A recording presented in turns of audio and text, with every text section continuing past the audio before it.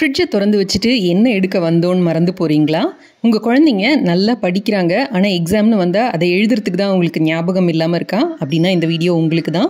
இந்த பொடி மட்டும் தயார் பண்ணி வாரத்துக்கு ஒரு தடவை சாப்பிட்டு பாருங்கள். அதுக்கப்புறமா உங்களுக்கு ஞாபகம் மறதி இருந்ததுங்கிறத கூட நீங்கள் மறந்து போயிடுவீங்க. வாங்க அதை இப்போ எப்படி செய்யறதுன்னு பார்ப்போம். உங்கள் பிரெயினையும் நர்வஸ் சிஸ்டத்தையும் நல்லா ஸ்ட்ரென்தன் பண்ணலாம். கீரைக்காரங்க கிட்ட கேட்டிங்கன்னா வல்லார கீரைன்னு கொண்டு வந்து கொடுப்பாங்க. தாமரை இலைக்கு தங்கச்சி மாதிரி இருக்கும், சின்னதாக இருக்கும். அதே மாதிரி இதை வாங்கிக்கோங்க. வாங்கிட்டு நல்லா தண்ணியில் போட்டு சுத்தம் பண்ணி அலசி எடுத்து தண்ணியை நல்லா வடிய விட்டுட்டு ஒரு துணியில் போட்டு அதை நல்லா காய வச்சிருங்க.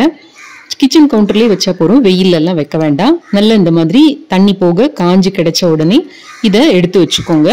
இப்போ ஒரு கடாயில் 1 டீஸ்பூன் அளவுக்கு நல்லெண்ணெய் விட்டுக்கோங்க. ஒரு சிட்டிகை அளவுக்கு கடுகு போட்டுக்கோங்க. ஒரு சின்ன பீஸ் பெருங்காயம், 1 டேபிள் ஸ்பூன் அளவுக்கு உளுத்தம் பருப்பு போட்டுக்கோங்க. 1 டீஸ்பூன் அளவுக்கு கடலைப்பருப்பு, 6 சிகப்பு மிளகாய். இது உங்கள் கார அளவுக்கு ஏற்றபடி நீங்கள் அட்ஜஸ்ட் பண்ணிக்கலாம். நல்ல அந்த பருப்பெல்லாம் பொன்னிறமானோடனே ஒரு 1/4 டீஸ்பூன் அளவுக்கு சீரகம் போட்டு அதை மிக்சியில் எடுத்து போட்டுருங்க. அதை ஆறிக்கிட்டு இருக்கட்டும். இப்போ அதே வானலியில் 1 டீஸ்பூன் அளவுக்கு எண்ணெய் விட்டு 5-6 பல் பூண்டை போட்டு நம்ம சுத்தம் பண்ணி வச்சிருக்கிற அந்த கீரையையும் போட்டுக்கோங்க. இதோட ஒரு கைப்பிடி அளவுக்கு பொடியா நறுக்குன கொத்தமல்லியையும் போட்டுக்கோங்க. வல்லார கீரையில ஒரு சிறு கசப்பு இருக்கும், சின்ன பிள்ளைங்க சாப்பிட மாட்டாங்க. அதனால நான் இந்த ஒரு கொத்தமல்லி இலைகள் போட்டிருக்கேன். உங்களுக்கு வேண்டாம் அப்படின்னா நீங்க கொத்தமல்லி இலைகளை அவாய்ட் பண்ணிடலாம்.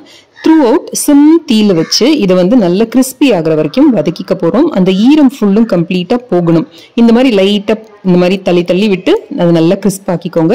ஒரு சின்ன நெல்லிக்காய் அளவுக்கு புளியையும் சேர்த்துக்கோங்க. நல்லா கிறிஸ்பான உடனே அடுப்பை ஆஃப் பண்ணிட்டு உடனே அந்த இலைகளை டிரான்ஸ்ஃபர் பண்ணாம லைட்டா அந்த மாதிரி பரப்பி விடுங்க.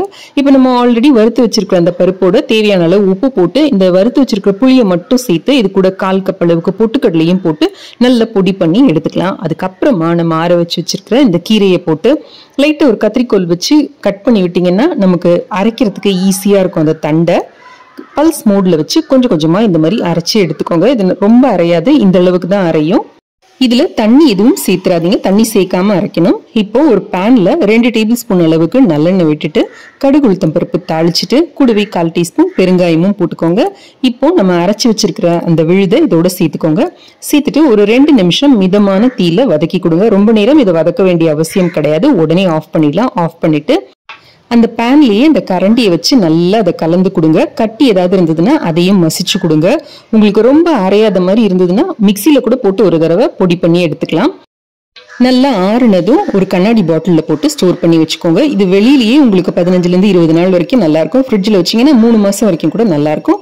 சூடான சாதத்தில் கொஞ்சமாக நல்ல நெய்யோ விட்டு இது 1 டேபிள் ஸ்பூன் அளவுக்கு போட்டு பிசைஞ்சு வாரத்தில் 1 நாள் சாப்பிட்டீங்கன்னா போதும். இது டெய்லி சாப்பிடக்கூடாது, சாதத்தோட தான் சாப்பிடணும்ட்டு அவசியம் இல்லை. நீங்க இட்லி தோசை அந்த மாதிரி கூட தொட்டுக்கிறதுக்கு கூட நீங்க இதை யூஸ் பண்ணிக்கலாம். இல்ல இட்லி பொடியோட கூட இதை கொஞ்சம் சேர்த்து நீங்க குழந்தைங்களுக்கு கொடுக்கலாம்.